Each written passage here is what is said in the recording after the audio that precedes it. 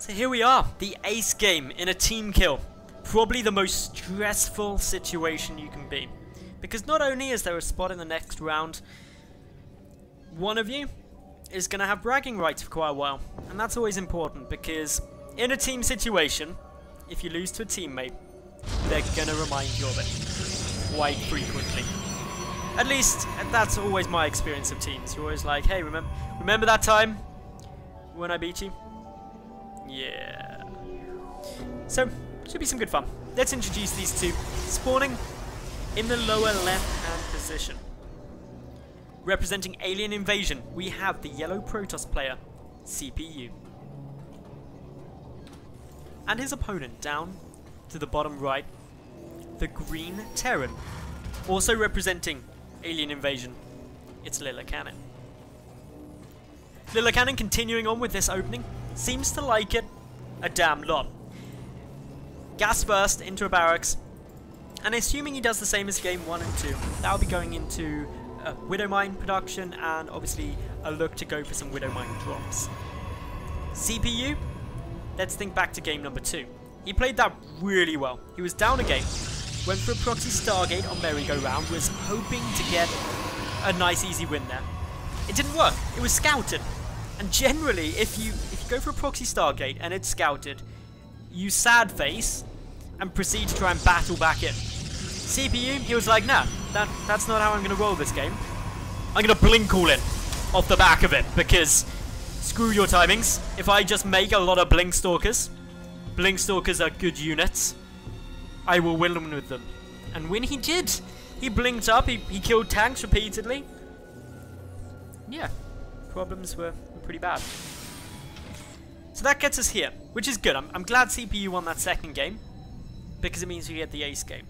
And whether or not you're impartial or biased, it's always good seeing the third game, because, hey, it makes it more stressful for... and actually stressful is wrong, it makes it more tense. That's the better way of saying that. So for now, not too much going on, just a little bit of scouterooing. Lillekanin, he gets the advantage of getting the first scout. Keeps checking to see his zone atom. What are you doing? What's your plans? Gonna be keeping a close eye. 3 probes on each gas. And that's actually some really important information. Because once you see those 3 probes in gas, you know that there's gonna be a quick tech play. Unfortunately, he's checking for proxies, doesn't check the back of the base, where we've got a Twilight Council. There's 2 things this Twilight Council could be used for. The first is, of course, going to be sitting there and potentially going to be used for blink. It was very effective in game number 2. Could be trying to replicate that success to take the win. The second is the Dark Shrine. DTs, of course, a lot of excitement, but generally against a Terran player, quite difficult to utilize well as a big aggressive play, just due to scans being quite prominent. Lillekanin, he's opening the same way that he's done every game so far, grabbing out a couple of Widow Mines, a couple of Marines, and there should be a medevac about to start from this starport, ready for the drops. Blink on its way out from CPU, so he is indeed thinking that, well, if I was able to work Blink after going for a failed proxy Stargate, what's gonna happen in game number 2 if I just start off with that Blink play, hitting way earlier? Will my opponent have any chance against it? Well, for a start, Lillekanin seems to think that something's up. Sees a couple of stalkers, tries to burrow that mine, does get the burrow down in a really annoying position. Bear in mind that these stalkers can still avoid it. They can just come down through here, which would be the best move. But if they move down through there, they're not potentially going to be in a position to dodge this mine drop. However, the mine drop probably not going to be too successful, thanks to this Mothership Core and Stalker chilling about. If the mine does get in a good position, it's going to be annoying. All 4 gates now being added in now. So going up to 4 gates total, 3 more being produced. Medevac coming through, drops down the mine, drops down a couple of Marines. The burrow's going to be quick, and this Mothership causing some problems, doesn't know where to go, gets taken down. That means that there is no overcharge. The aggression coming through nicely here. The Medevac will get focused, no retreat, no surrender. But still, the Marines going to be able to get some nice damage. They see everything. They know. They know there's 4 gates. They see that Twilight Council researching. They've already killed 5 workers, which isn't too many, but it's enough. It is a good little bit of damage. And so, because of the blink play coming through, immediately we've got a Raven, and you may be sitting there thinking, okay, why is he getting a Raven out? And the answer's simple.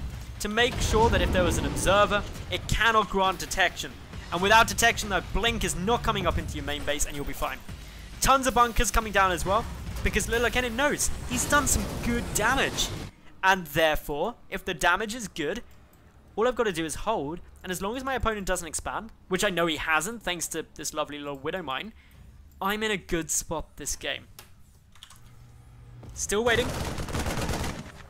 These Stalkers attempting to find some way to go up and in. Gotta be a little bit careful here. In come the Stalkers, they're going to jump straight on top of that bunker. The Marauder pulled back immediately.